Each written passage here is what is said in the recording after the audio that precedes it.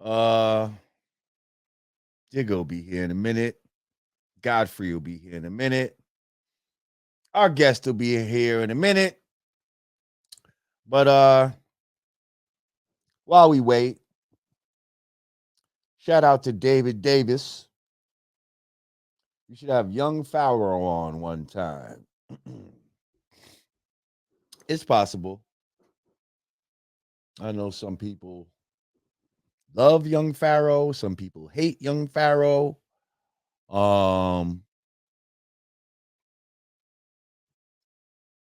Yeah, he's a polarizing figure.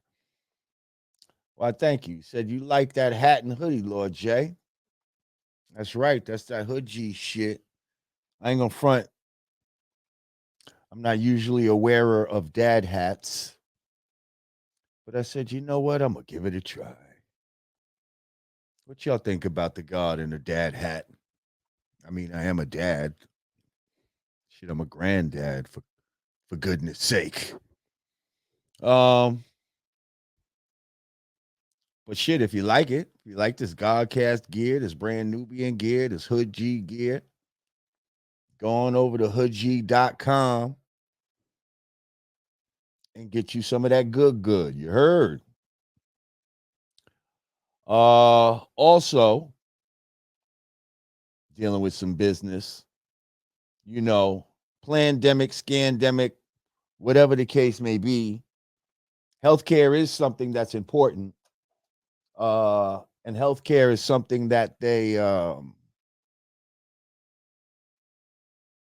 try to make hard for our people to get, to get to be in contact with. They make it difficult. Um, the times we're living in, people are very paranoid about being around other people, especially about being around other sick people. So now we're in the age of what's called telemedicine.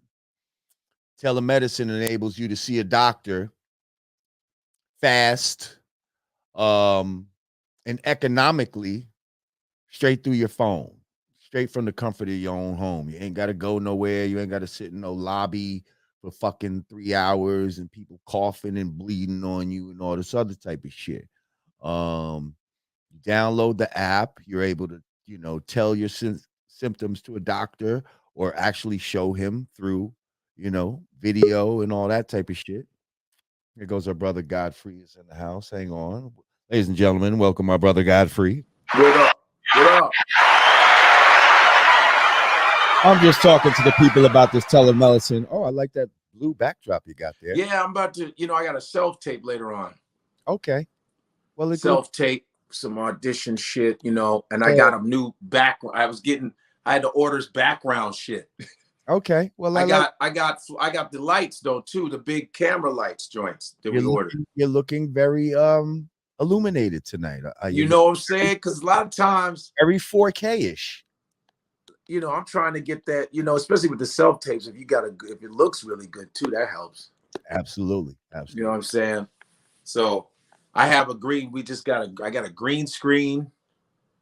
You know what I'm saying? Just to have the stuff, have all the equipment. Absolutely. Well, there you go. Yeah. All right. Well, listen, I'm talking to the people about right now, going over some business. We're talking about this telemedicine and how you can actually see a doctor through your phone. A lot of people don't want to have to sit in the waiting room for 3 hours when you can actually see a doctor through your phone in minutes. So that's where the Health Alliance Network comes in. Now, this is not an insurance program. This is a thing for, well, if you use my discount code for $35 a month, you can cover up to 10 people in your household. Okay. Now, you don't have to be married and all this type of shit. It's if they live in your house, they can have coverage. Yeah, and that gets you discounted prescription drugs. It it enables you to mental health services. Whoa. The wizard was gonna be behind there, like I held at the clip. The wizard was behind the curtain. But I use this as a background too. So okay. The blue looks better though. I'm not gonna front. I'm not. Hold on. Yeah. I'll take you. Yes. Yeah. Just remove this. Anyway. Listen, $35 a month. You can cover 10 people in your household. It's a hell of a deal. You know, a lot of us don't have jobs where health insurance is included. Especially a lot of us rappers and shit like that. We don't have health insurance included in this rap game. So yeah, this is a way, like I said, it's not insurance, but it's health coverage. So check it out. It's on the screen. LordJamar.healthalliancenetwork.com. And yes, I get a little cut if you sign up. Why not? Okay. I see our guest has entered the room. We're gonna bring him in a minute. I see you, brother.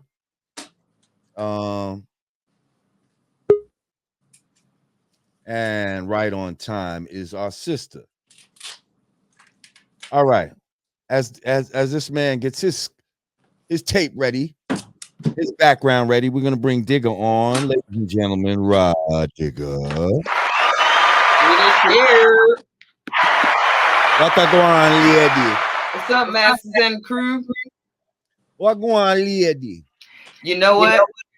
Right after we got off the phone, I remembered the other topic that I forgot to cover.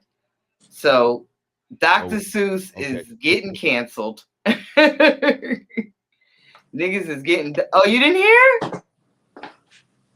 For what? What is Dr. Seuss? The blackface. So 6 of Dr. Seuss, they're taking 6 of his books out of production because apparently there is some of the characters that appeared were draw parallels to blackface. Yeah. Which I thought was interesting because I was curious to know, because I was really like yesterday years old when I learned this. March 2nd is like official Dr. Seuss birthday, Read Across America Day. So there were some schools that were campaigning against it because of this history. But was this always a thing? Like, was there always a crusade against Dr. Seuss? And no, like, I just read about it a few days ago, and I didn't even, because they say he was super racist and hated black people. Always subtle racism in there that we didn't really understand. The Grinch was probably a nigga in his mind. You understand what I'm saying? Niggas steal things during Christmas time, and that's probably what the Grinch really represented. But we didn't fully understand it as children. They didn't put it. He didn't make it black. But now we have to go back to Bugs Bunny and all other kind of shit. No. But Bugs Bunny, they already all of that. But Bugs Bunny, Tom and Jerry, they literally had blackface characters. But Dr. Seuss didn't do that. They're comparing the bow tie with the hat, and I don't see it. There was a picture that they juxtaposed, and they to a blackface character. I mean, I personally didn't get it, but hey, if it's I don't see it. But we got bigger fish to fry. Listen. No, it's just funny that of all the racist things that are going on, right, that could be getting handled. With Dr. Seuss. Like, they want to attack Dr. Seuss. Yeah, Tom Jerry's still going strong. All right, well, listen, we got our guest in the house right about this time. His reputation precedes him. Man, people might call this man a legend. He's done quite many things in his life, and he continues to do a lot in his life right now. I mean, unless you just came from a new dimension, then you've probably heard of this man. Ladies and gentlemen, are you ready, Godfrey? Ladies and gentlemen, let's welcome to the Godcast my brother, Freeway Rick Ross. What's good, my brother? Oh man, everything's all right. Just taking it easy. Okay. Yeah, I How see. about you? I'm great. I'm great. I'm great. Now Good you to got see you again, sir. Likewise. How are you? I see you looking good. Thank you. Appreciate it. Yes, Yes, I yes. was a guest on his podcast some months ago, guys. So this is our second time kicking it. Yes, it is. Word. Glad now. to have you. Are you on the phone or a computer? Computer. Oh, okay. Because you got those lights behind you now. Is it too bright? There's one over your shoulder. Yeah. It's a This little. one, the one over my shoulder or the other one? Is that better? Well, now that it makes your face dark. See, there's one behind you that's Let me see. like right in our faces. Over your left. Oh, yeah. And now shine that one on. There you go. There we go. Now, yeah, shine that on you. Yeah, on your face. There you go. Okay. There we go. Okay. And now here goes Godfrey. There we go. Godfrey's back. Yo, Rick. What up, Godfrey? By the way, I know the fighter's name now. It's Floyd Schofield. Oh, it's Floyd Schofield? Yes. Kid Austin. What's that? Yeah. What are we talking about? He's managing a boxer. Yes, he told. I heard about that, and you know what? We'll be bringing him on later in the show. Okay. All right, that's cool. Yeah, he fight this Saturday. In Orlando. Okay, nice. So, hang on, let me get you in the feature spot. For those who might just be coming under a rock, Rick Ross, former drug trafficker in the 80s, yes. Yep. Has been credited for basically the rise of crack cocaine in America. Wow, that's a hell of a fucking title.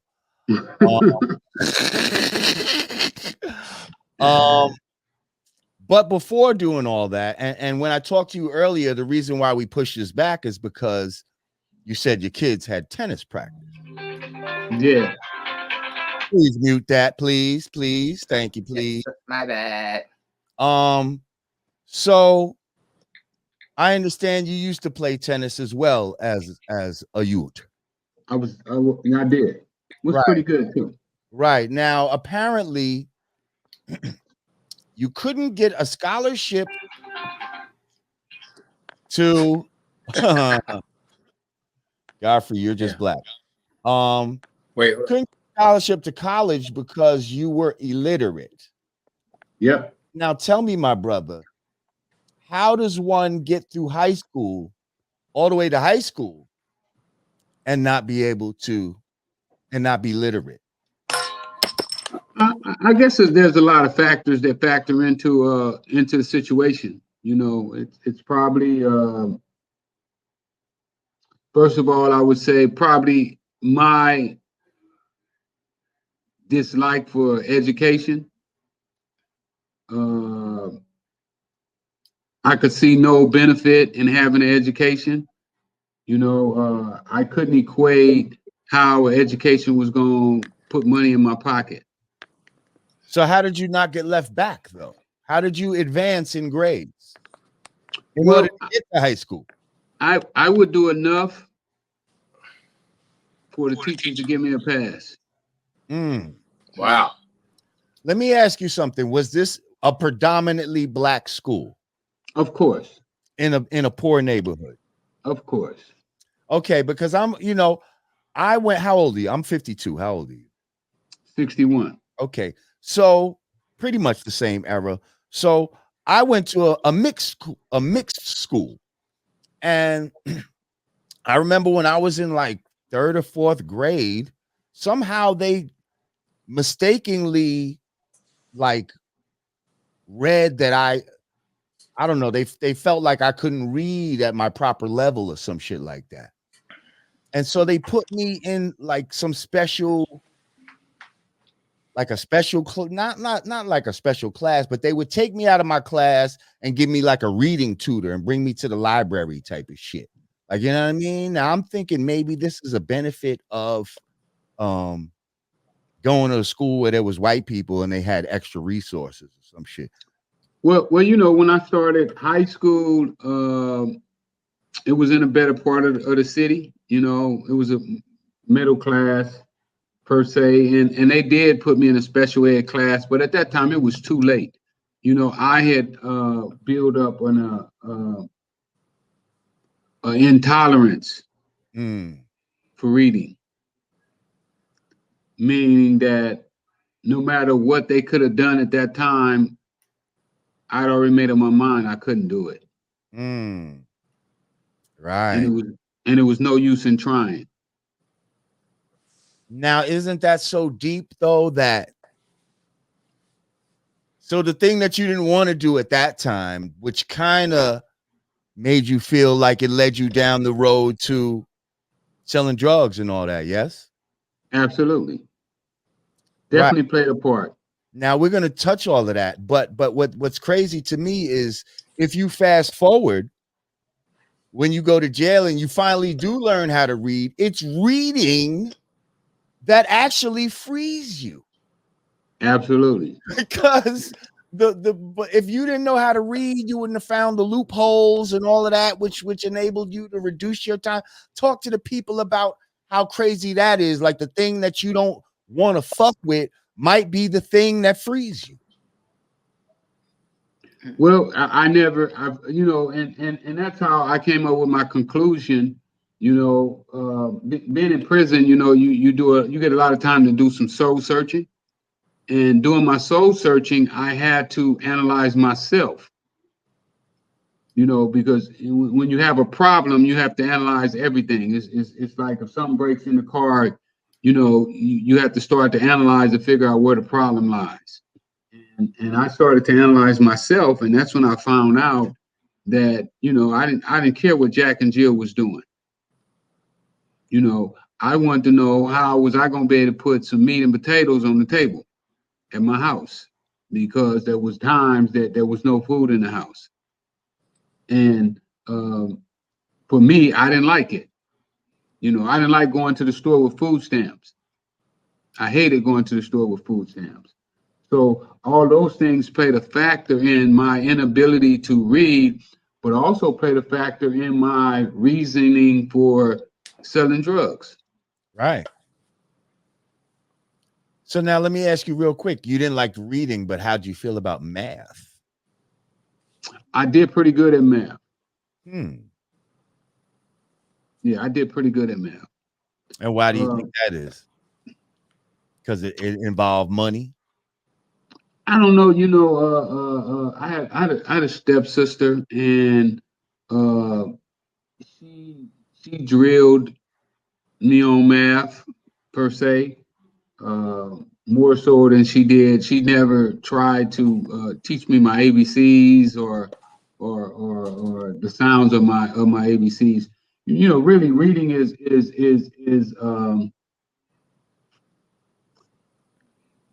it's a technique to reading. You know, because the word, the letters doesn't sound the same way as they pronounced. So somebody has to teach you how to sound the words out, have to teach you how to connect the sounds, and nobody ever did that with me. No, that's deep. That's deep. That's deep. Anybody want to add on real quick before I move on? Digga? Godfrey? Sure. Well, I don't know how far ahead in the itinerary of questions this is, but now that we're in the new season of snowfall, way too far, but way too far ahead. Man, like that's too early for that. We're gonna get to that. Come on. So snowfall's about you. I mean, connected. Yeah. Let's get into it. Fuck. Well, it. no. Well. Here's my question. My question is, first of all, do you watch the show? Never. Never. You've never seen an episode? Oh I wow. mean, why would I want to watch cartoons? I stopped watching cartoons when I was about 12 years old. Okay. Well, And I look at Snowfall as if it was a cartoon. You know, me and John Singleton was working together. He was helping me put my script together. He was supposed to be the director of my movie, and he disappeared. And all of a sudden, Snowfall came out. Hmm. I was very disappointed in John. You know, I thought that he was different. You know, I thought that he was somebody that could be trusted, and I know in Hollywood, you know, a lot of the word in Hollywood is that I'm difficult to work with. You know, I don't tap dance. Do you think you're difficult to work with? No, I think I'm the easiest person in the world to work with. You know, I can get along with everybody. You know, I got nutcases that I deal with all the time. So right. These are labels they'll put on people to diffuse you sometimes. But well, if you ask for things that you feel that you're worthy of, it was like this here. They offered the writer and the director $2.5 million to write and direct my movie. They also offered him back end. They offered me $600,000 and told me to turn around, walk out the door, and never look back. wow. Wow. Are you serious? Yeah. So when I was walking out, I said, "Well, what about can I work on the soundtrack?" And they said, "Well, we don't own the soundtrack." Damn. So I kept walking, and I did just like they told me. I never looked back. So what I figure happened is you know they contacted John, and they made John an offer that to John sounded good, and he took it, and he didn't feel that he should invite me because I may not take the offer. Damn. Wow. Because I always knew, you know, when even when I was in prison, I already knew that I was going to one day get out. I knew that I was going to one day be able to tell my own story. And I still know, even though my story's not on the big screen yet and it's not on TV yet, I know that my story is going to come out because my story's had so much effect on America, or even on the world for the most part. You know, when Gary Webb broke Dark Alliance, my story went all around the world, everywhere. You know, BBC, every channel in America, you know, talked about it. You know, it was almost unheard of. Even though, you know, our black leaders have been talking about it for the longest. You know, Malcolm X. They all talked about the government bringing drugs into the community. And finally, somebody was able to tie the strings together and show a direct connection between a government operative who was being backed by the United States government, who were also using government properties and assets to bring drugs into this country. And so this was a direct, like you're dealing directly with a government dude who's giving you the drugs. Well, it's a little more complicated than that. You know, these guys were Nicaraguan Contras, so they weren't official government agents per se. Because if you're a foreigner and you don't have citizenship, then you can't be a United States agent. But they're working for the United States. They can be what they call an operative. Right. They can be on the payroll, but they're not actual agents. Official. Right. And these. So this was the first time that that anybody had ever been able to make a direct connection. You know, the proof was there. They had the FBI reports, the DEA reports, where they had connected me and this guy together. So it was really no getting around that me and him had been doing drug deals together. And when it hit, it went crazy. It also was the first time. My story was the first time that any major newspaper had ever published a story on the internet. And lucky that the internet had just came out and it just started to pop, because if not, they would have pulled the story back. I don't know if people know how hard they fought to pull the story back and to take it back. But what happened is once it hit the internet, it was no bringing it back. It was gone. And also they say that it's the first time that blacks, Time Magazine did an article and said my story was the first time that blacks went to the internet in droves. They wanted to know the story.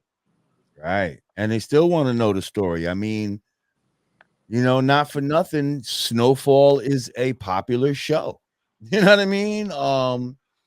And I feel like it's popular because people feel like they're watching your story. You know what I mean?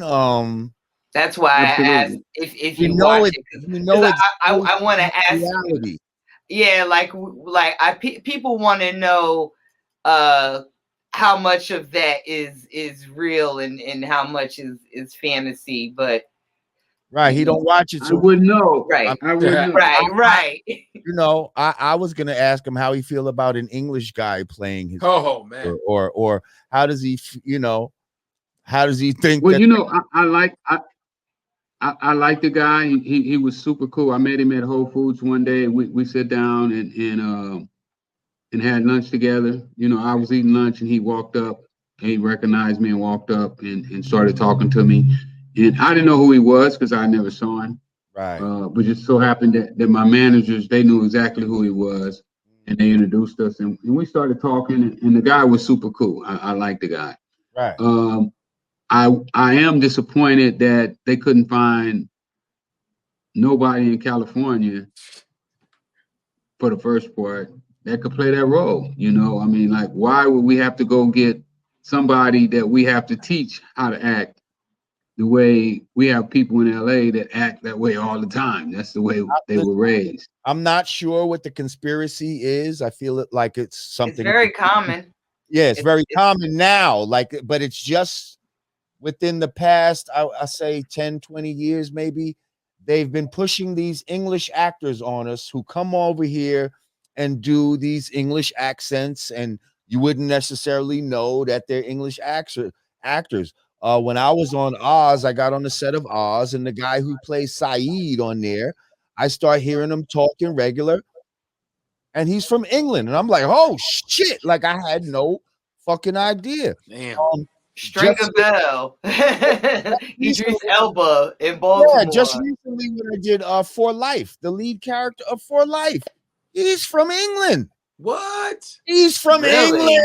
I didn't know that. Yes. Damn. I had no idea. And what's so crazy is because there was like a diction coach there or something, and so he started telling him some shit, and I was almost teasing him like, oh, what you supposed to be like the Ebonics coach or some shit like that? Like you supposed to teach us how to talk thug or some shit? And he was like, nah, he's from London. And I said, what?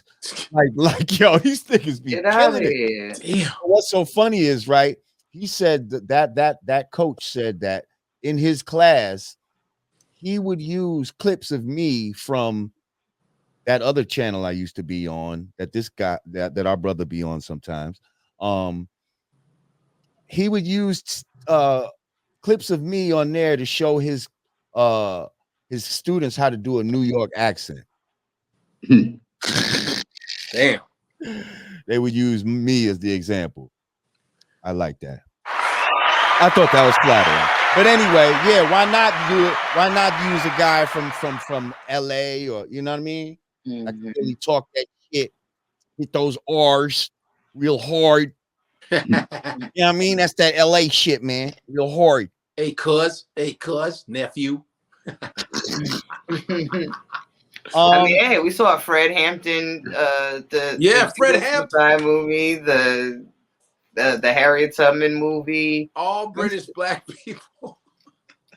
Right. Hold up. Yeah. Wow. Oh no, it's a thing. It's an epidemic, and I'm just. It's almost as if they're saying that Black Americans can't handle the job. They hate Black Americans. But that's bullshit. We know that Black Americans can handle the job, but for some reason, they're acting like these people are just more. I don't know. There's another. They're probably more controllable. You know, it's different when you come from other countries and you move to America. You don't have the same mentality as somebody over here that has been mistreated by the police, have been called an N-word. You know, it's a total different upbringing. Well, they get it. It's just they get the European racism. London's racist as fuck. So a lot of the European shit is racist, but it's a different kind of racism. You know, even though that's where racism started, was Europe. That's the headquarters. But I really believe that it's just insult to African Americans because everybody has a problem with African Americans. You know, even though African Americans, well, you know this, built America. I just think everybody has a problem with African Americans. They just hate us. They hate African Americans so much that they go, we're going to get people to play your heroes, but you don't get to play them.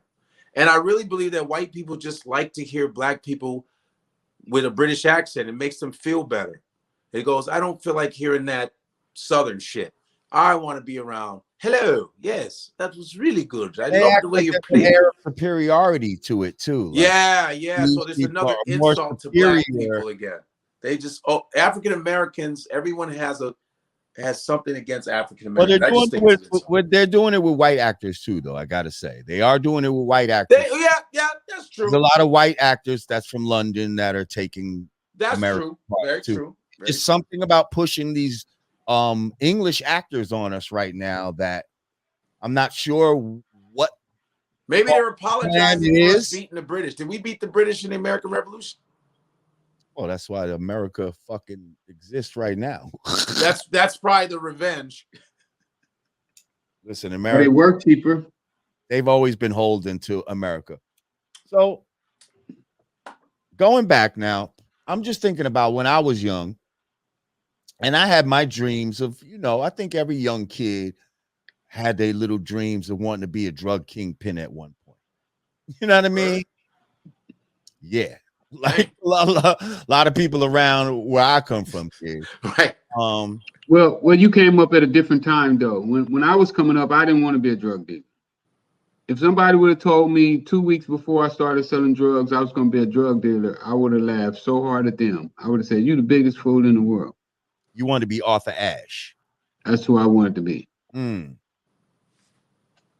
Nice. Tennis. Okay. What was it about Arthur Ashe that attracted you? Well, Ashe was a stand-up guy. Ashe broke a lot of barriers, the color barriers. Not only was he the first African-American man to ever win a major tennis tournament, and possibly, one of the greatest tennis players ever. Ashe won tournaments before they became money tournaments. He also was the first person to wear colors on a tennis court. Tennis used to be all white.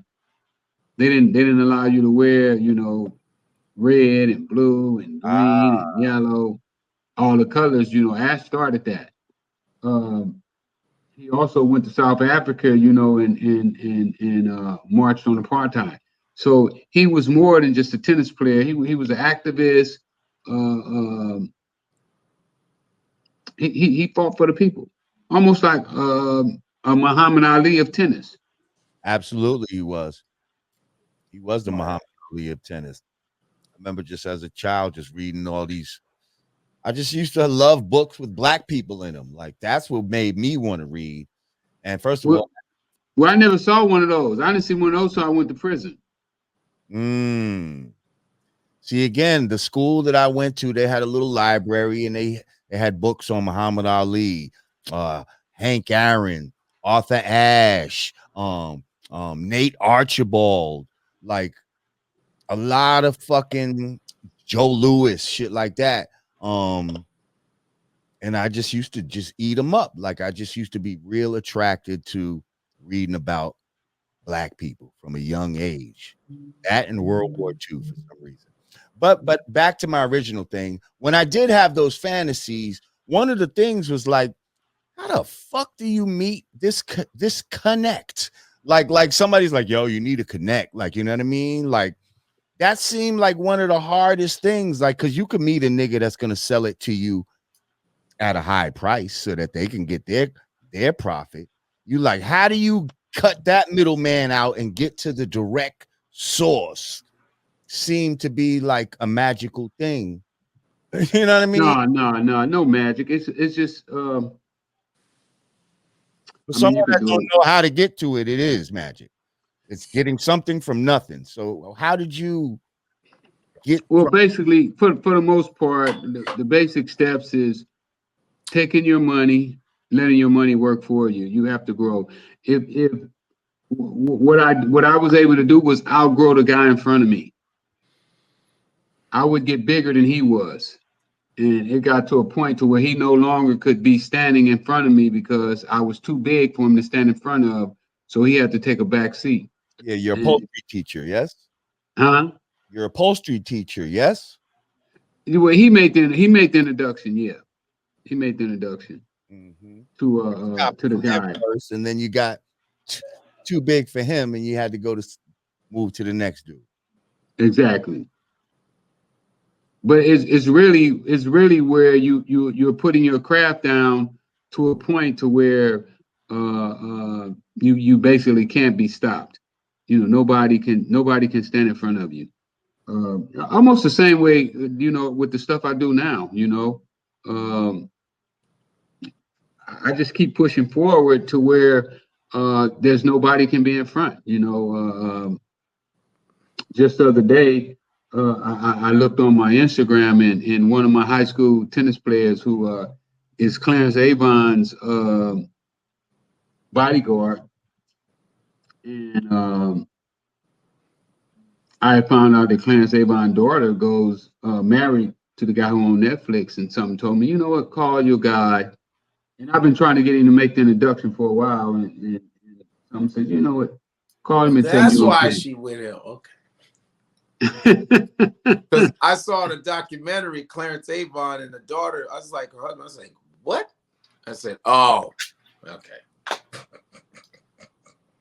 I was like, I'd surprised the shit out of me, her husband. I'm like, damn. Yeah, he owns Netflix. Aha. That's why. Yes. Jesus. So it came to me the other day, man, just pay him to take you to the source. And that's how you do it, you know. The marijuana industry, same way, you know, the clothing industry, same way. I mean, all of this stuff, it works the same. You just have to, first thing you have to do is you have to know what you want. You know, a lot of times we don't really understand what we want out of life. What I found out, the reason I went to prison is because unconsciously I wanted to go to prison. You know, I literally made my mind up that I should be in prison. Why? And Why did you feel that way? well, I felt I was doing something wrong. I felt that I was breaking the law, and if you break the law, you should be punished. Well, hang And on. Was it the breaking the law, or was it the effect of what you were doing? well, this is even before I knew that crack was addictive. You know, one time we didn't know that crack cocaine was addictive. You know, it took a few years before you could tell that somebody was addicted. Right. If that makes sense. No, it does make sense, because that's You how know, people don't. got caught out there. Yeah, they don't deteriorate in one day or 1 week or 2 weeks or 3 weeks. It takes a bit of a time. You know, I've seen people start off, you know, take their first hit, and for months and years, you know, they're able to control it, but then just one day they just lose control. and go all out.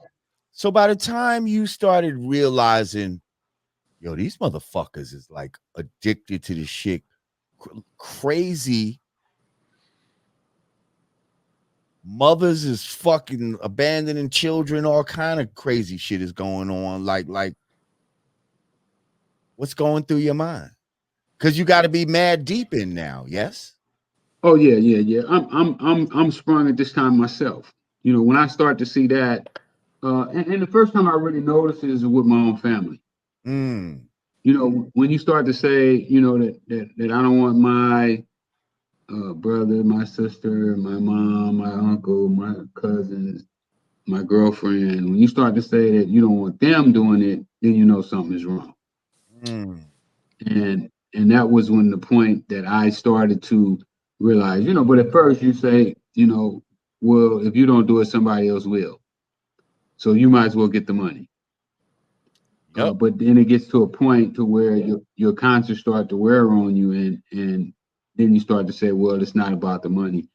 But even with that, you know, somebody asked a question the other day, was saying, what was the question? It was like, when do you don't need to sell drugs, and do you quit because you have everything that you need? And you know, that was a thought-provoking question. It really made me like ponder, you know, like, oh yeah, you got $4 million, you can quit. When is enough enough? Right. So, you know, going through all of that, and just not knowing, you know, when to quit. But I did quit before I thought I had enough. You know, I felt that I could have gotten a little more, and would have been a little better off.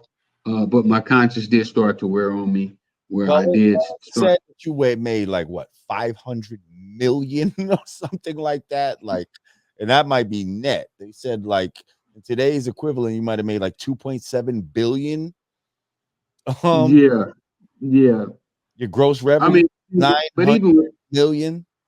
even with that, you know, Jeff Bezos got 100 billion, and he still don't have enough. Right. So the number is not really what is the factor. The factor is going to be, when do you get your mind in a state that you can now walk away? Because believe it or not, drug dealers are also addicts. Right. Okay. Addicts to the money, addicts to the lifestyle. Did you have an exit strategy? What was your exit strategy? Like, what was your end goal?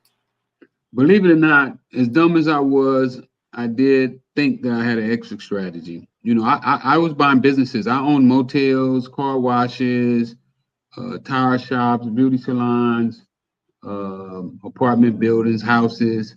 But at the same time, none of those brought in the type of cash that I was used to. You know, none of those could fill the void of my hunger for cash and need for cash. Because the more money you get, and especially if you're somebody like me, you know, I believe that you're only as strong as your weakest link. And when I say that, you know, I couldn't see my family members out here hungry, sleeping on the streets, and I'm a multimillionaire. Right. You know, that boat won't float. Right. I see somebody made a comment. It's like, it's kind of similar to the Wolf of Wall Street. I was thinking that too. It's like, even when he was told, like, get out now, you know, you can beat this thing scot-free. Like, he couldn't walk away. So that makes complete sense. What's the most extravagant thing you spent money on back then in your prime? I didn't really buy extravagant things. My fetish was businesses. I love doing business. I looked at the dope game as a way of financing businesses. So you would have never put a $24 million diamond in your forehead, is what you're telling me. No, not at all. Never wore gold. Didn't care about the designer jeans and so forth. What do you think about, when you see the kids out here putting diamonds in their foreheads and shit like that? And like, you heard about that, right? About the young man. I haven't. Oh yeah, Little Uzi Vert. Little Uzi Vert, he's a rapper. I know who Uzi Vert is. Yeah. Apparently he put a $24 million diamond implanted in his forehead. Yeah. Big as a motherfucker. And again, when you say, I just wonder, like, when you do things like that, is your whole family straight? Like, you know what I mean? For generations to come, like, and I mean your whole family, not just your straight immediate, you know what I mean? Whole family, cousins, all of that. Like, because that just seems crazy to me. Well, you would think that would be if you got that kind of money to blow, if you can blow 24 million, then you should have already blew 5 million on building a safe haven for family members that fall on hard times. Right. Damn near a whole community. Like, but I don't think we doing things like that. I don't think blacks haven't been, we're the only people who came over here and changed. And a lot of people wonder why other people are able to come over here and get on, is because they come over here with roadmaps. They come over here with instructions. We don't have instructions. And money don't come with instructions. It don't tell you what you should do with it. So a lot of times with blacks, and when you look at our history, we're only a couple generations out of slavery. So when you see these kids and they touch this money, it's because nobody has ever taught them what money should be used for. In my book, money is only a tool to use to accomplish the goals that you have set for yourself. So you did what you did. You spent your time. You got out. A lot of people would just, I guess, maybe end up being in obscurity. But you came home and just started, I guess, rebuilding. Well, to be honest with you, I started rebuilding in jail. Tell me about it. Well, I looked at my situation and I started thinking, what if I was able to become so smart that the jail couldn't hold me no more? What if I knew so much about what was going on in the world that people on the outside of the prison needed to talk to me to find out what was going on? And I started studying for that. I started reading the newspaper, LA Times, Wall Street Journal, Business Weekly, Times Magazine. You realize knowledge can make you powerful. Absolutely. Absolutely. Totally. And then I started reading books. Before I left prison, I read over 300 books. Wow. Wow. And not fantasy books. How did you start reading though? Once you got to jail, tell me about the process of going from hating to read to saying, you know what, this is something that I need to learn for my freedom.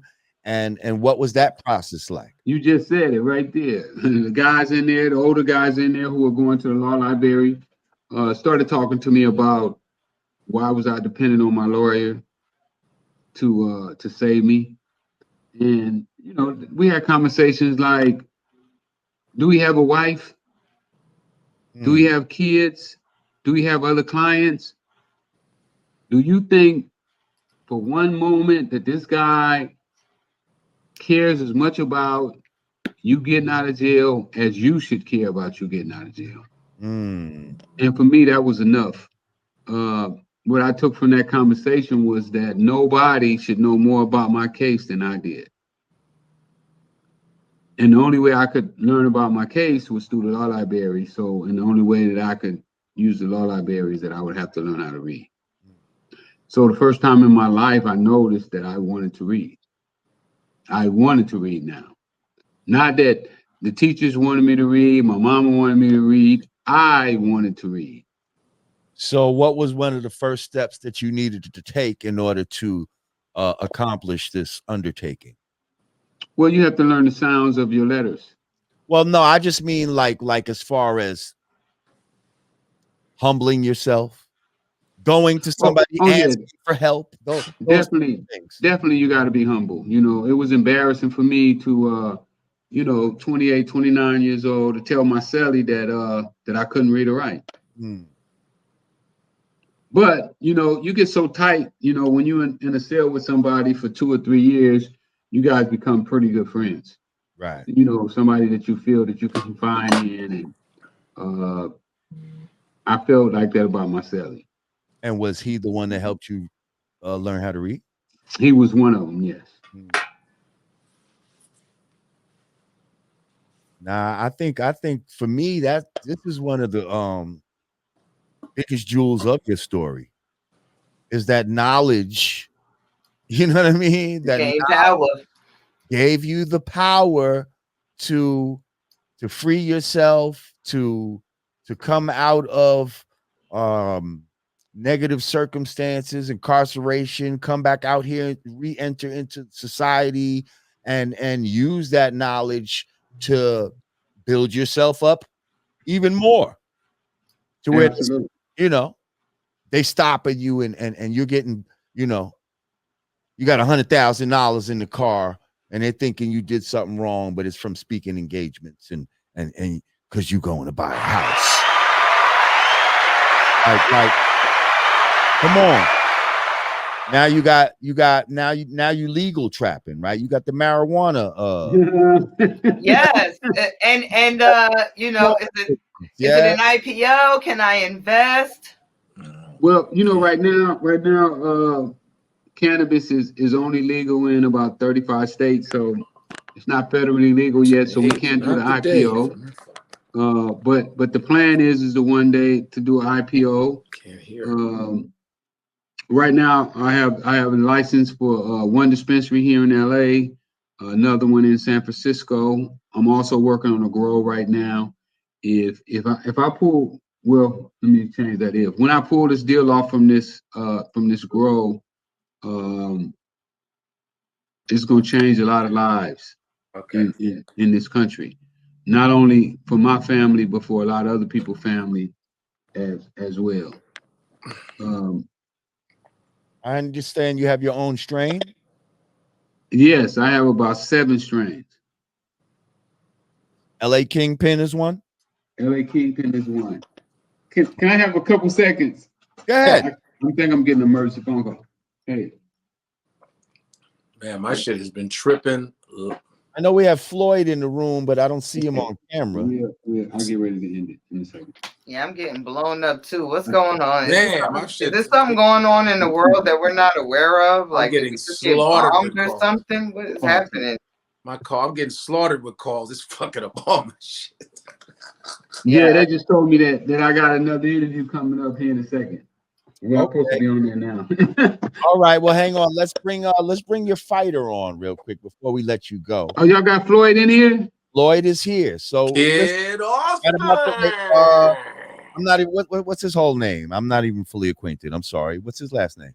Floyd Schofield. Floyd Schofield. Ladies and gentlemen, let's welcome to the Yanadameen Godcast boxer Floyd Schofield. What's up, young man? How y'all doing? Kid Austin. How you? What up, champ? What's up? Uh-oh, wait. I'll see you tomorrow. course. You ready? I'm ready. Real quick, young man. Tell us about yourself. How old are you? Where you hail from? What weight class do you fight in, sir? I fight out of 130, the super featherweight division. I'm 18 years old. I'm out of Austin, Texas. Originally from Jersey. And, Jersey. Oh, shit. What part? Jersey City. Okay. Hey, that guy right there was making fun of you too. No, I see him. Oh, Me? Yeah, you. No, I said Kid Put Austin. your hand up again. No, Huh? you didn't want Kid Austin. You wanted a different name. No, I didn't say that. I Yeah, said you that. did. I said Kid Austin is dope. Oh, yeah. Yeah, you did say that. Yeah, Rick was trying to mess your name up. I said Kid Austin is hot. Boo! He got so a wait, point. do you have what Now is you your trying to what is blame your, me and shit. you Floyd somebody Schofield? What's your moniker? Kid Austin. Oh, it's so Floyd Kid Austin Schofield. Yeah. All right. You're how much? You're 130? Yeah, 130. At 130 pounds from Austin, Texas. What's your record? Kid Austin. What's your record, sir? I said, what's your record, sir? 2-0 with 2 knockouts. Well, 3-0 with 3 knockouts tomorrow. Nice. Damn. And so, real quick, Rick, how did you, become abreast of this young man, and how did he come on your radar? And this is your fighter, yes? Man, it was really a stroke of luck. One of my assistants was over with another fighter, and they fought on the same card. And he saw this kid, and he called me. He said, you got to see this kid here." And we were talking about him. I said, "Well, go up and talk to him. See what's going on with him." And he walked up and talked to him, and they switched phone numbers. And the next day, he put me on the phone with his dad, and we talked. And the show that you don't want to talk about, his dad heard me on there saying that I was looking for a fighter because I wanted to show a fighter how to make more money than Floyd Mayweather made. And his dad liked what I said, and his dad said, "Well, we're going to try you out. We're going to give you a shot and see if you can do what you say you can." And that's how we connected. Well, that's what's up. That's what's up. You right-handed or southpaw? I fight both.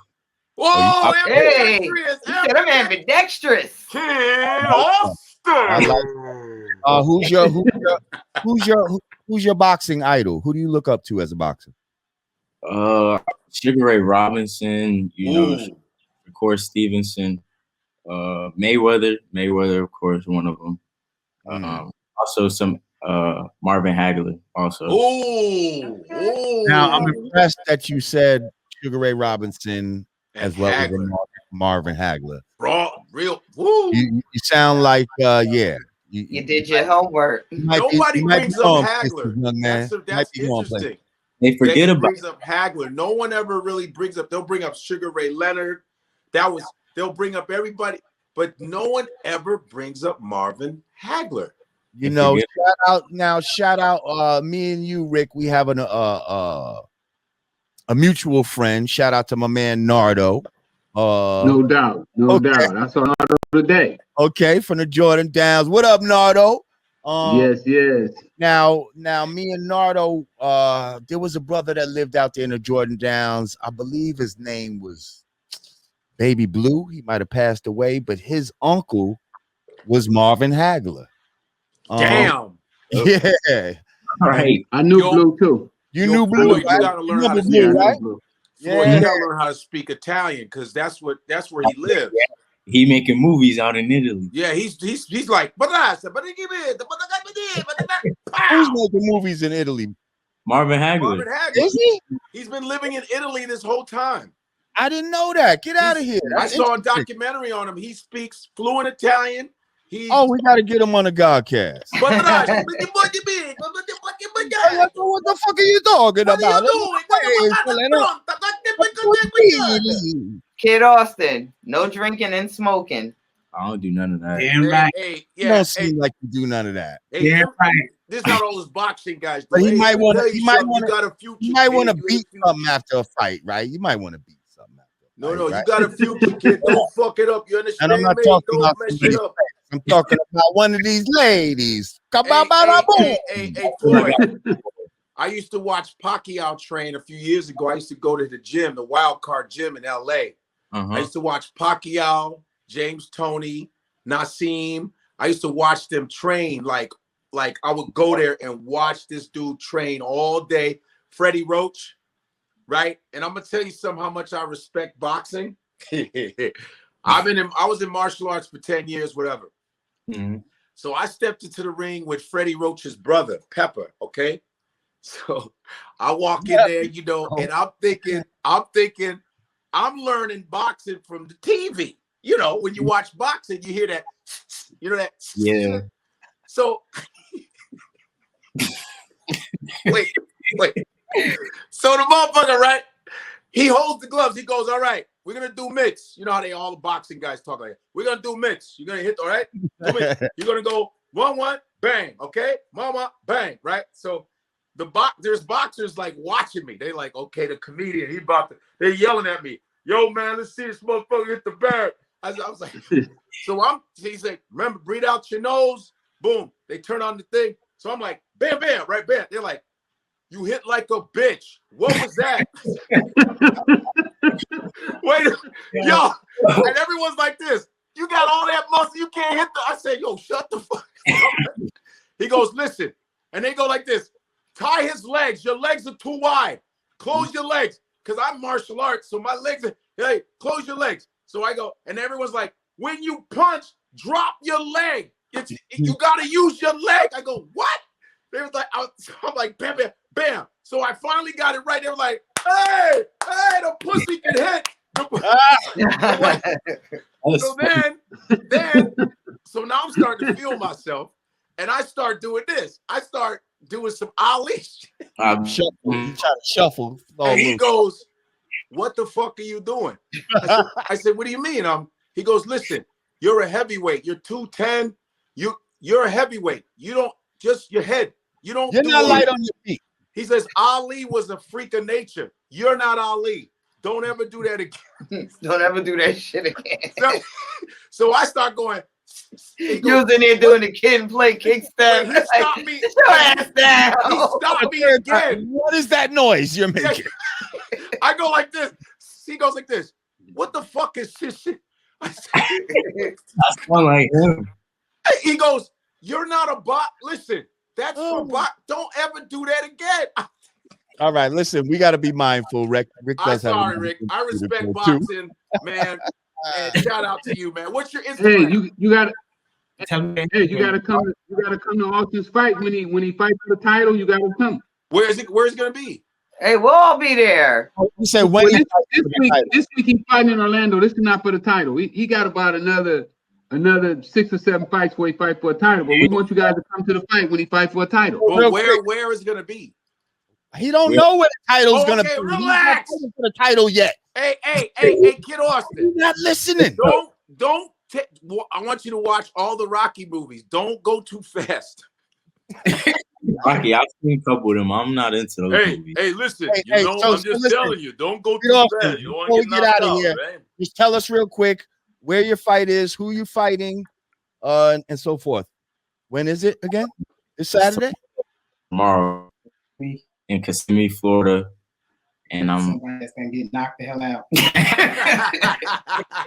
You saying Kissimmee, Florida? Who get knocked the hell out? We're just gonna call him Jay. We're not gonna put his name out. I like why you don't want to call his name out? He's humble. Is he going to sleep? Yeah, I was So say. you don't talk a lot of shit. You don't go, I'm fast, I'm pretty, I shook up the world. I'm the greatest. I'm knocking him out. I'm gonna tell him, I'm gonna take him to heaven in 7. God damn it. No. He's an ugly bear. I'm the greatest. I'm not all into that one. But no, I do talk Hey, you gotta sell your fights though. At some point you're gonna learn it's a show business too. I'll start that when somebody is like starting with me, then we got a problem. Then I'm taking it like personally. What about Ryan Garcia? What weight is he? Ryan. Ryan. Real quick. We got what? We've been calling Ryan out. Ryan Garcia, that other dude. What's the other kid's name that's supposed to fight him? The light skin, the tank. Hank, yeah. We already trained with him. I sparred all of them. All of them. Every last one of them. They know who he is. They're not gonna give him. All right, well, I'm ready. Floyd, you got to get Ryan, baby. Get him. And we wish you the best here. Now, when you Good become luck. and all that type of shit, don't try to front on us now. When we need you to come back to the Godcast and all of that, you just remember that we had you on T, all right? You stay away from them fast girls. Hey, listen, boy. Do what you got to do. Just do it. Boy. Keep your nuts heavy. Keep your nuts heavy. Keep your nuts heavy. Don't make your legs get The fight is gonna be on Telemundo too, Saturday night. Telemundo. Izquierda, derecha. Es muy increíble. Kid Austin es increíble. Es muy fuerte. Tú eres, oh my goodness, Dios mío. Rápido. Izquierda, derecha. That's how they beat. That's how they beat too, right? Yeah. All right, listen, Rick's getting calls. He got another interview to do. Ah, dang, you got to come back. You got to come back. We thank our guests for coming through. Yeah. Yes, definitely. He needs to come back another time. Yeah, you got to talk to us again, man. Of course, I would love to. I love talking to boxers. It's so amazing. You guys are amazing. Rick, we're gonna let you go. We know you gotta go. And all right, Floyd, give out your Instagram, Floyd. Yeah, kid_Austin1. Kids, I'll see you tomorrow. Oh shit! Right. Damn, you did that like I told you. I want your ass. You done? I'm gonna get you. I'm gonna get you, man. I'm so fast. I'll turn out the lights, get in the bed before the room gets dark. I'm fast. I'll see you. I'm fast. This was fun. Well, good luck in your endeavors, Kid Austin. We know you don't need it. You got this in the bag. Rick, we have all your links already in the description of the of this show. So to your appreciate it. FreewayRick.com, all of that. And let us know when your cannabis company becomes an IPO. Shoot me the DM. Let me know, like, hey, we're publicly trading. Come back so we can announce it. And Rick, we'll announce it on the show. And Rick, manager's hilarious. You're welcome anytime, Rick. You don't have to go to these other venues and stuff to say whatever you want to say. You can come on. All right, I got you. Over here with your brothers. Kid Austin. I really love you. I'm just saying.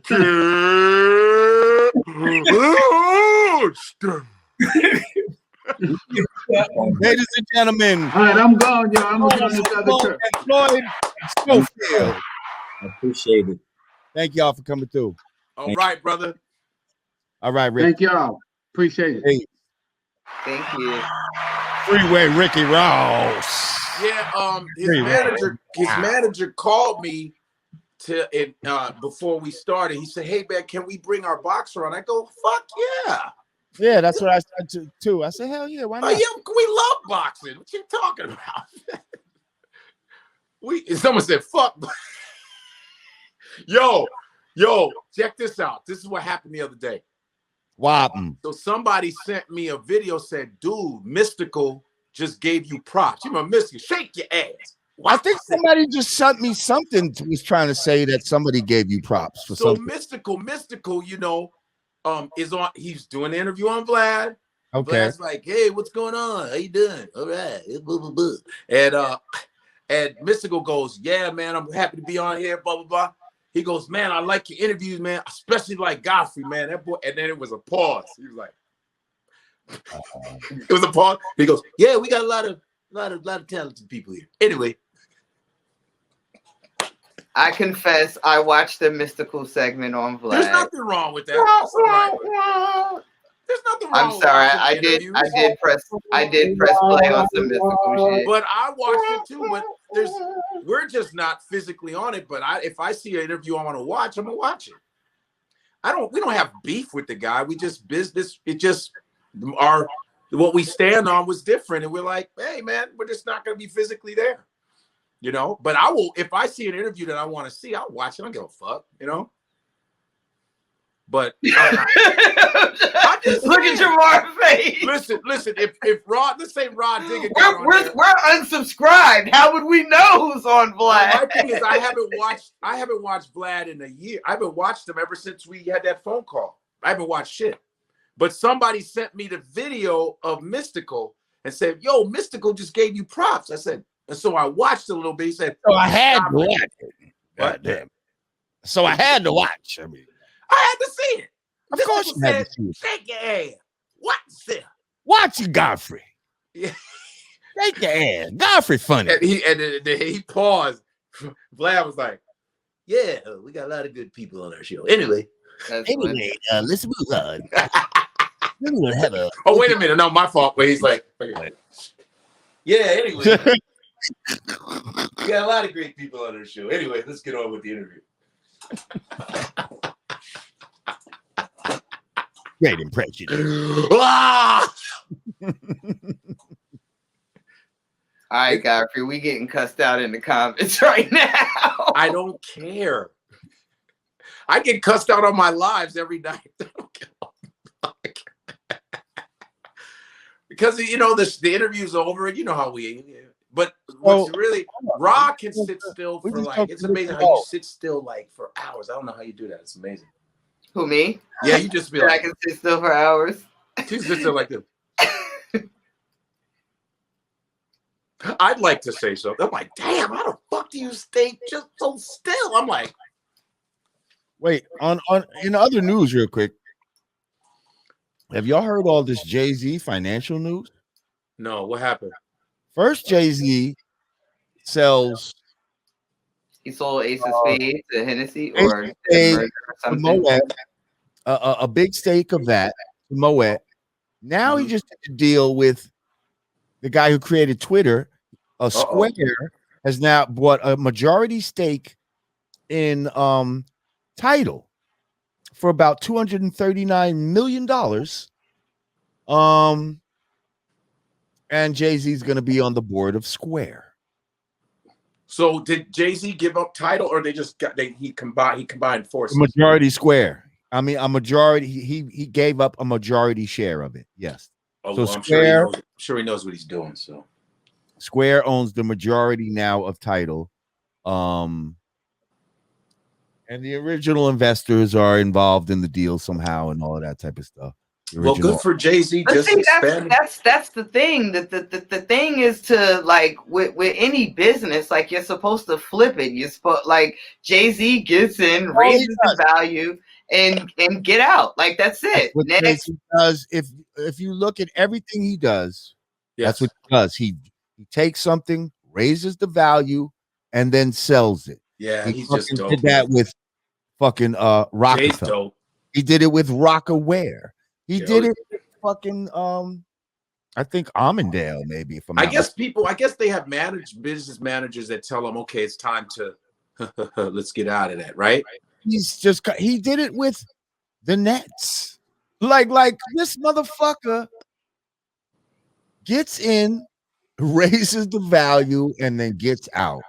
Damn. Nice fucking that is the definition of capitalism. Like, that is business. Good for him. Good for him. Shit. You got it figured out. But you want a guy like you want to just him. Yeah. You want him to still. You want especially black folks to just get more power like that, because that's how we make more moves. That's how we, I like that kind of shit, because Jay-Z is becoming that unseen hand, which we need, and I love that. But is it individual power, or how does it translate to collective power? Well, I hope. Well, you know what? Like, because I'm be honest, I feel like a lot of people, from what I understand, a lot of people that were working at Tidal and even at like a Rock Nation are white. Really? Oof. I'm just saying, like, there's a lot of. I don't know if I don't know what Jay's doing with his money, but I know he's done some stuff where he's gotten people out of prison. He's done stuff. He's moving a certain way. I'm just saying. I'm just trying. I don't know about his employment. How does our, because we champion individuals, and I'm not saying it's a bad thing, but I'm just saying, how does these individuals help us as a whole? Like, I think he does a lot of things that we don't know. We don't know exactly. It's like when stuff comes out, it's you hear about it from other people. Like Jay-Z doesn't seem like the person that's going around like, yeah, I did this and did that. I paid all such and such legal fees. Right. I did. Like he's actually kind of very hush with it. But even stuff like that, I feel are like individual things. I'm saying we have to start doing things that help us as a people, that like setting up certain mechanisms that we all can help benefit from. He has the arms. He has the Sean Carter Foundation, or like I don't know, like it pays college tuitions. Yeah, that's big. He does a lot. Tuitions, man. Come on, I mean, that's cool. But you're missing my point of what I'm saying. Like, I'm not missing your point, Jamar. I'm saying there are things that we don't know. Everything is what I'm saying. Okay, I get that. It's impossible. I'm trying to. I'm not saying that he's not doing shit. I'm just trying, and it's not even just Jay-Z anymore. Just saying individuals who make all this money and shit like that. How is that helping us as a whole, and not just these individuals? And even though, and they'll do other things to help other individuals, but I'm saying it's not like they're doing things to try to set up some sort of infrastructure that will help us as a people. You understand what I'm saying? They're doing things to help them, not necessarily to help us. Why are you making that face, Godfrey? I'm thinking that's what he's doing. That's all. I'm just like, first of all, I'm past Jay-Z now. I'm talking. Who are we going to now? All rich, like Oprah, all of these rich, Oprah, any of these rich motherfuckers. But you know what I think too? I think when they get to a certain level, they join a fucking group of something that goes, all right, now you're here. This is what I think. There's some rules when you get to the upper echelon, dude. That's what I'm thinking. I'm really thinking that. And are the rules that you can't do anything to help your people? Well, we are always the problem, and no one ever wants us to make power moves half the time. I think no matter what anybody does, it's never enough. Right. That's what I think. Especially for us. The last thing they want is us to move forward. But the last thing they want is for, so I think a guy like Jay-Z has to be really, really, really, really strategic about what he does. He has to be. That's what I think. Shit. But why? When I get that much money, you got this much money, you should be able to do whatever the fuck you want to do. This man's growing his hair out at fucking 40s, 50 years old, and he just decided to start growing dreads now. Like, get the fuck out of here. Oh, yeah, Kodak Black. I'm like, why does Jay-Z have the same hairstyle as Kodak Black? Why does he have the same? That's why. Same hairstyle as Basquiat. Because he can do whatever the fuck he want to do right now. And he's trying to show eclecticness too. He has art, and it's Thank you, Sean Morgan. Jamar's talking about tangibles for black people. Jay not doing that. That's all. I'm just saying, like, I just feel like there's things that we can be doing besides putting diamonds in our forehead. We could be like truly, and to me, the college shit is like, that's just something we've seen people do. Yeah, and college is a scam. And this is what I'm saying. Like, so what? I paid your way to college. You're giving now these motherfuckers some money, like, with this fucking, with their agenda, with all this college shit. Like, stop it. Like, college is not the fucking answer, the be all end all to every fucking thing. And that's not necessarily proven to move us forward as a people just because we all, a bunch of us went to college. Like Jay-Z. What about like, okay, this is what I would like to see. Where are the grocery stores in black communities? I mean, come the fuck on. There you go. We could be that. It's stuff like that. That's what I'm saying. Okay, the food deserts. Where is the black goddamn grocery stores? Well, there you go. I think Beyonce might be doing something like that in Houston. I did read something recently where as long as it's not a Whole Foods, because first of all, Whole Foods. No. Bullshit. We start from the ground up, a black grocery store from ground up. Get all our black nutritionists, our vegan people, and consult and have a like a chain. I'm sure if it starts in Houston, fine. But where are our black grocery stores? Holy shit! We need because we don't food deserts, or black like shout out to sort DJ of like King. A black agricultural thing, like programs, black agriculture type shit. I think that's really hurting us. Our dietary thing is killing us because black folks, I think it's about 70-something% of black men are overweight, 80-something% of black women are overweight, and it's fucked up because of the food, and our diet is what's fucking us up. And for whatever reason, the majority of us are vitamin D deficient. That's weird. Yeah. Everyone I know has like a vitamin D deficiency. Because they're inside. They're not going outside. They're not getting no sunlight. They're inside. This is what they want. Exactly. Bill Gates is trying to block the sun. This motherfucker. He's trying to block the sun. I believe it. He's trying to block. He's mad that black folks are thriving in the sun and goes, we have to even this fucking playing field out. He wants to block the goddamn sun. So I think grocery stores, I would like to see that. Well, soon I think this is something we need to start. That would be dope. Putting funds up for. Like, listen, you know what? We want to start our own grocery store. Like, you know what I mean? And it'll make a lot of money. And we're going to be transparent as a motherfucker. Like, you know what I mean? Like, this is what we need. This is where it's at. This is how much food because this is what we would need to do. Yeah. From this is how much transport. This and that. The whole fucking shit is gonna cost this much. What's up, y'all? Y'all ready? Black grocery stores, unless who wants to be part of it? Unless the government, a lot of shit. Unless the government is just like, no, we don't want black people to have grocery stores, and they just like burn our shit down. But I mean, other than that, we need black grocery stores. Listen, and that's we need black grocery stores. We might think it might be harmless. All we wanted to do was have a grocery store. Listen, it's illegal to grow certain things. Like Monsanto and them has made it illegal to grow certain shit. Like if you use their seeds and all that, it's a fucking problem. It's disgusting, man. And they did that on purpose. Your man Bill Gates just bought up a bunch of farms. Ooh, you know what that means. He's probably thinking, yo, these niggas is gonna think about doing this soon. Let me get this shit before they get it. Yeah, get none. That motherfucker is a real fucking he's a real, what do you call that? That mad scientist for real. He's that dude.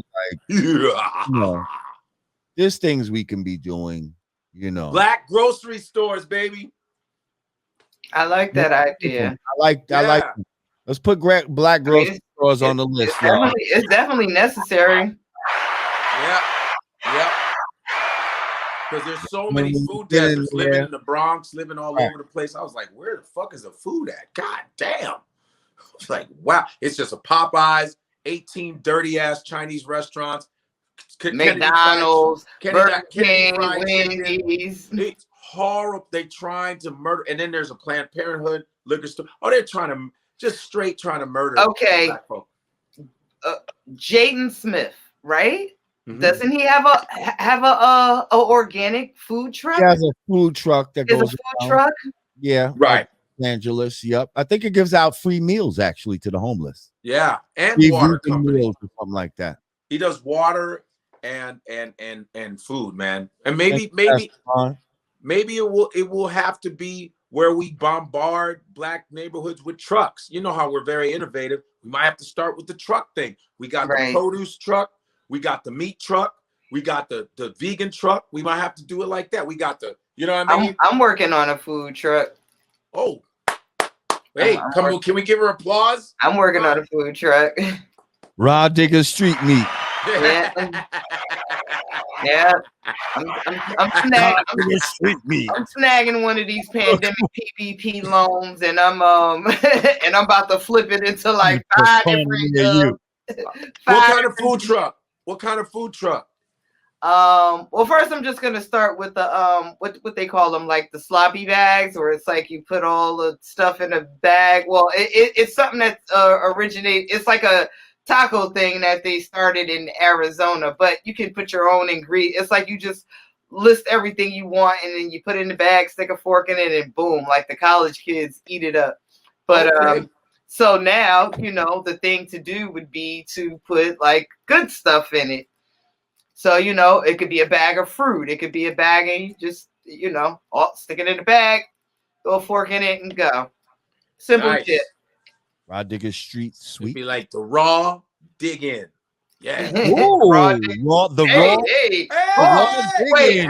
Hold up. Is that a pause moment for me? Should I be saying pause? The raw digging. The raw vegan. No, you don't have to say pause. That's sweet. You can have it. Like, is that a pause? Raw digging. No, that's not a pause. Okay. I mean, girl pause. Call it girl pause. Okay. Dig it. Oh, okay. All right. Wait a minute. I see the mission. That's some nasty thoughts. Okay, I'll see that. Raw vegan food. Dig in. Okay. Got it. That's not what I was thinking. You're thinking raw digging. You're thinking of it as raw. Dig in. I like digging. Okay. It's raw. It's raw. And we're gonna dig in. The incentive for me would be because I suffer with fibroids, so it's very important to emphasize organic food and get all this GMO and these hormones and stuff, because that's what helps the fibroids grow, and that's what exacerbates them. So raw digging. Then you'll have your truck. Then you'll have like a little video they can watch. The health and fibroid stuff, and the advisors on your little video. They'll be watching while they're ordering and looking at. Yeah, man. At the raw digging. The Diggamobile. Diggamobile. The Diggamobile. Let's get it. So at the bottom, as you can see, it says become a patron. Now, you guys here at YouTube Live, you just enjoyed another episode. Another interview of the Godcast. I mean, we give you at least one a week, right? At least one. Sometimes 2, it could be 3, but at least one a week. So if you become a subscriber over at Patreon for a minimum of $5 a month, okay, you'll be able to see these lives, because soon we're not going to be doing these lives on YouTube. We're going to only do them on Patreon. Okay. Yes. We're going to only do them on Patreon. And what we're going to do is we're going to keep them up over on Patreon.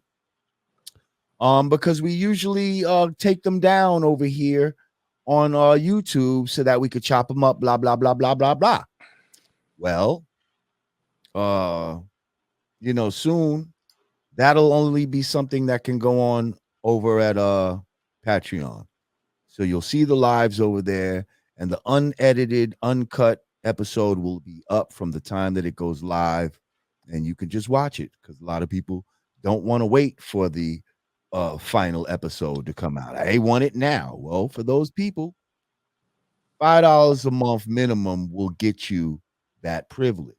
That equals to $1.25 per episode if we only do one per week. I mean, I think it's more than worthy to pay $1.25 to see Freeway Rick Ross and hear his thoughts. Yes, to hear from Big Daddy Kane and that's right, Cube and all the kind of legends that we have on here, as well as just hearing from Godfrey, Raw Digger, and myself. That's right. So I encourage all 632 people that are in this room right now. You know, I can't Go see any, over. on the phone. They don't show everything, the chat stuff, right? I don't see shit. Yeah, I don't know about the phone experience. Okay, I got chat. But all 632 of you that are in the room right now need to go over to Patreon and subscribe. Yes. Go on and because only on Patreon will you see the soon to be spinoff, The Goddess Cast. Hello.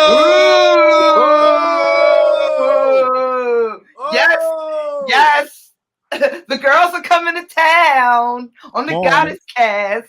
Someone said that you let them down tonight. Who? I did. D Nice said, I'm done supporting y'all. You guys let me down big time tonight. I don't know what that means. What we do? I don't know. But he can go. Fuck him. Yeah, I don't know. I love, this is what's so funny.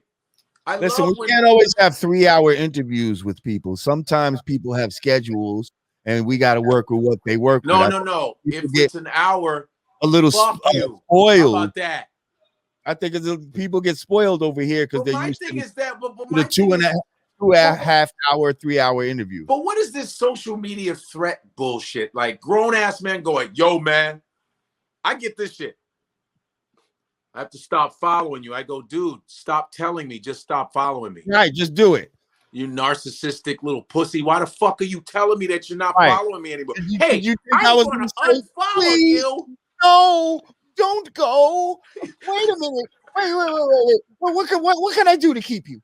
Well, first of all, I didn't like your line of questioning when Rick Ross was up there. Now, if you were to do it differently, okay. I can do that. What else? Is that what they expect? I mean, they think you weren't hard enough on Rick. We're supposed to ask him. So tell us exactly where the bodies are buried. Yeah. You disappointed me tonight. Well, go message Rick and go ask your own fucking questions. How many people do you think actually were killed due to your activity? Like, you disappointed me tonight. I thought the goal of the whole interview was the fact that knowledge, you see, knowledge gave this man power. Yes. It was the fact that he was illiterate, didn't want to read, and it was reading that enabled him to free himself from jail and be able to talk to us today. And be out here making money and trying to atone for his past transgressions. I thought it was great. I thought that's the kind of example.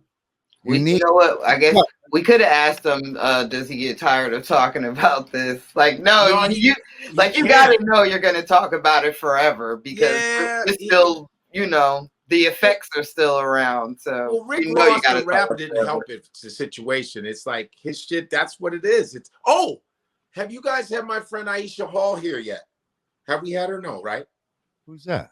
Okay. We have to have her on. Her name is Aisha Hall. Okay. She came on my Sirius XM show about 3 years ago. She was part of this group of black women called the Pink Panther Clique. And she was locked up for 10 years. At 24 years old, she made like $10 million a year. She did white collar crimes that they usually give white men a few months and they get out. But they gave her 10 years because she was a black woman. And they were just racist going, how does this black girl do this white collar crime? Was she on Gangsta, the Trap Queens series? I saw her story. So she's my friend for about 3 years. She was on my podcast the other day. She's been on my podcast a few times. And her man went back to jail for some bullshit. And now she's in trouble because they're dating and they're both felons. But we have to bring her on this. And she's a rapper and she's an author too. And a metaphysician. I know exactly who you're talking about. Yeah, she's so fantastic. And we have to bring her on this. You're gonna love the shit out of her. She's fucking dope. And she has an ankle bracelet on her leg again for 4 months because she's dating a felon who's awesome and who's come to the podcast. it's just the system. I'm learning so much on the system, on the way they're treating her, you know. And we need to bring her on. It's gonna be fire. It's gonna be fire. I'm disappointed that you guys. He said, "I'm disappointed that you guys have consistently informative interviews."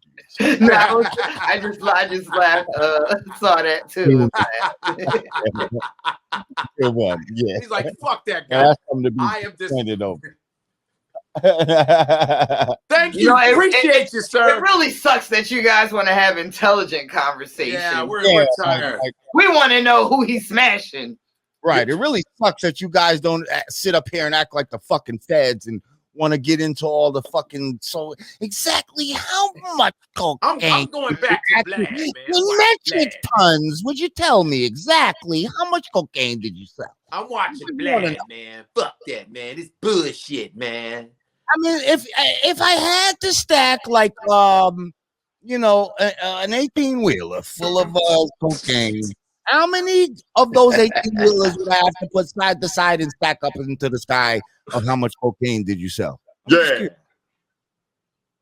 Fuck. Actually, I did actually just think of like 6 extra questions now. Like, so what was exactly? How did you get to meet Oliver North? What is like? I do have, but I mean, it's like it. I don't think he met Oliver North. Now, Oliver North was just he was responsible for.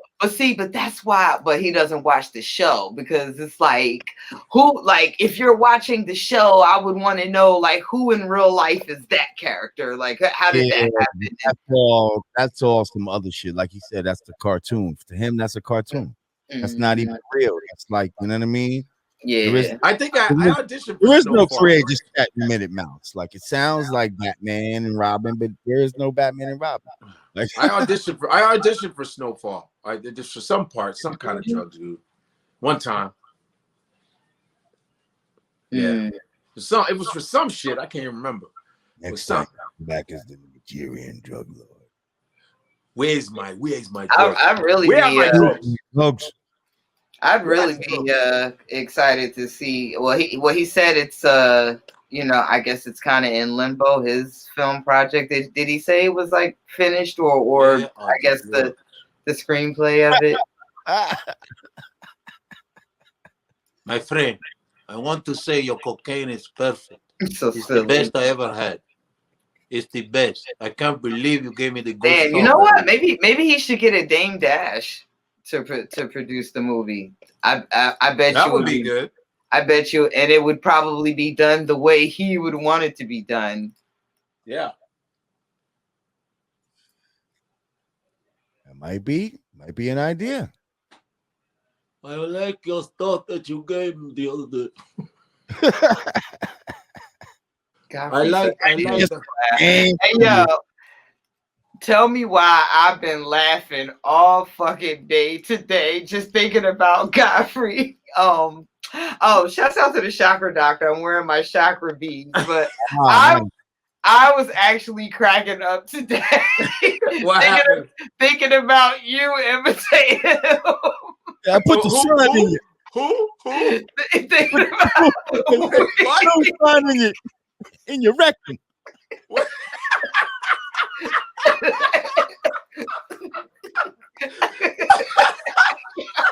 Oh, God.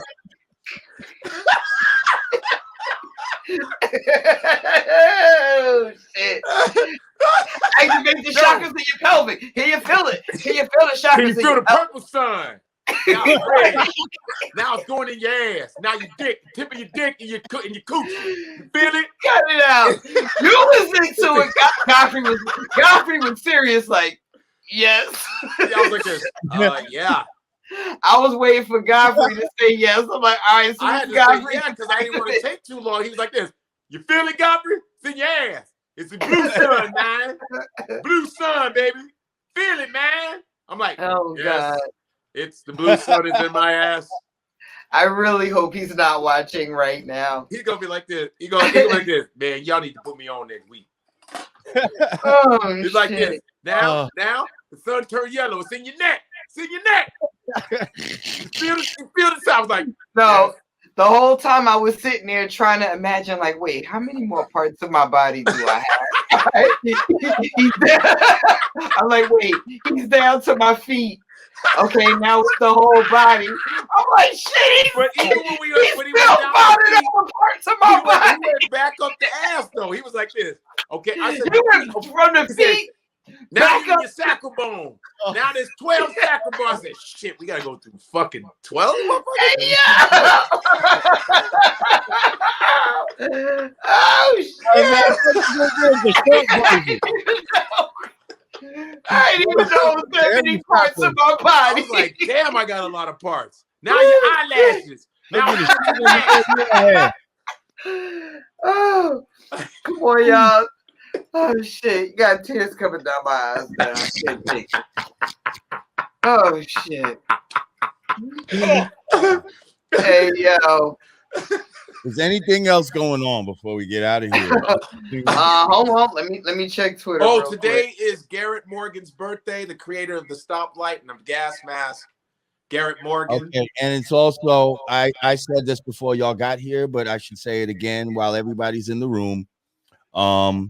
Happy birthday to my big bro, my Nubian brother, Grand Poobah. Hey! Happy birthday, Poobah. And then happy birthday to my younger brother, whose birthday was yesterday. Happy birthday to my brother Wise. Hey! Ah, peace, Wise. Happy birthday. Happy born day. Yeah. Hey, coming to America too tomorrow. Hold up. Like 2 days. Happy birthday. On the 6th, I want to give a birthday shout out to my brother Stickman from Dead Press. Stickman. Hey. Oh my goodness. I like to give a happy birthday to my hermanos, the guys that I love. That's in San Juan right now. Okay. All the guys, you know, in the Loloberos, all those guys have a lot of birthdays. I don't really know how many birthdays, but I want to say cumpleaños to you and all of the other guys. And I feel good. Thank you. Good. It's good. Maybe we get some cocaine going later. A little cocaine for your birthday, baby.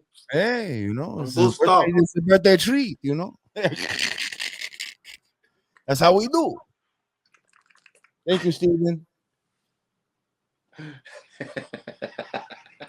Digger, anything? Yeah. No? Nope, I'm good. We good. Okay. Indianapolis. If you guys are in Indianapolis, we're starting tomorrow. Friday. Hip Hop Uncovered. If anybody's you on tonight? What? Covered? Well, I don't know. I've just been kind of like catching episodes on the on demand FX, but very dope series. Hip Hop Uncovered. If anybody it's on FX. Mm-hmm. Okay, FX Hip Hop Uncovered. I gotta still see the Biggie joint. The Woody Allen shit. Ooh my God. Yeah. I might go watch that right now. The first 2 parts. It's 2 parts are out. There's 4. Man, what's it on? It's on. It's HBO, and this man should be in fucking jail. Wait till you see this shit. It's his daughter. It's the daughter. Mia Farrow. Everybody's calling this dude out. He's horrible, dog. Wait till you see this shit. Oh, shouts out. Okay, there's a new. Let's check albums real quick. There's a new Currency album out. Oh wow, there's a new Fred the Godson. Okay. New Fred. Oh, rest in peace, Fred the Godson. You know, I saw Saigon talking about he had an album with Mobb Deep or something like that. What? Something that recorded before they had their fight and all this type of shit. I don't know. I gotta look back at that, but I think that might be coming out. I think we got people from Indianapolis out here. If you guys are in Indianapolis, I'm coming tomorrow, Friday, Saturday, Sunday. Helium Comedy Club, the whole weekend. Indianapolis, I'll be there tomorrow. Friday, Saturday, Sunday. Helium Comedy Club. Helium Comedy Club. Friday, Saturday, Sunday, Indianapolis. And then next week's New Brunswick, New Jersey. All right, Stress Factory, New Brunswick, New Jersey, March 11th through the 13th. Nice. New Day Live. Huh? Oh, yeah. Day Live. Day Live has new EP, LP. Day Live? Oh, good. Nice. New Day Live. I love me some Day Live. Definitely one of my favorite top 5 groups. Man. Underrated. Oof. I love Bionics. We about to get out of here. Remember, going over to Patreon. Oh, wait, hang on. Effin said new Mormon doc on Netflix. You are right. They buy all history books, slave ledgers due to religion belief. Yep. I spoke up before on the show how for some reason the Mormons have hoarded the slave records. So a lot of records, when you try to trace your records, you'll end up having to go to Utah, Salt Lake City, to get access to these records. That's weird as shit. Weird as fuck. I wonder why that is. I know I'm blessed. Religious beliefs. I'm blessed because my family actually has all of the, has all the lineage back to, I want to say, the last generation of slavery. Damn. There's so my great, let me see, my great grandmother had 18 children. Damn. And they have the records of where everybody is and where it went. Do they have records of them coming over on the boats and stuff? No, they're here. They were here. I'm saying, so they were here. They didn't come from Africa. No, I guess prior to that that's our history that's lost. Well, that's what I'm saying. Well, these motherfuckers got that too. Like if they got the records of some of the people that did supposedly. Yeah, see that would be a dig that would take some serious digging. I just know in my physical presence, I can look at my I can look at my great grandmother's birth certificate and my great grandfather's birth certificate. But there's one, it's my mom's lineage. We're still trying to figure out my maternal grandmother's lineage, but my maternal grandfather's lineage is all literally laid out, charted, they were able to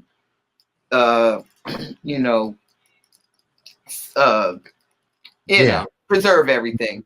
Right. Damn. Good. Well, that's good. That's good. Cool. Well, dope. I guess our work is done for this week. Yes. Yes. Once again, go follow us on go become a subscriber on Patreon. Follow us all on IG. Instagram, comedian Godfrey. Yes. Hang on. Instagrams. Follow all of us. Just do everything. Twitter, Instagram, Facebook. Just follow us. Damn it. You guys can't just be sitting there not following us. Really need to go subscribe to Patreon. Somebody said like OnlyFans. Nah, they don't sell pussy on Patreon. I feel like because I almost thought about doing it on OnlyFans, but Patreon's more about business. You know what I mean? Actually, your boy Joe Buttons is actually doing some shit on Patreon as well. Yeah. It's the Joe Buttons. Yeah, Button, man. Shouts out Joe Buttons. Got him a seat at the Patreon table.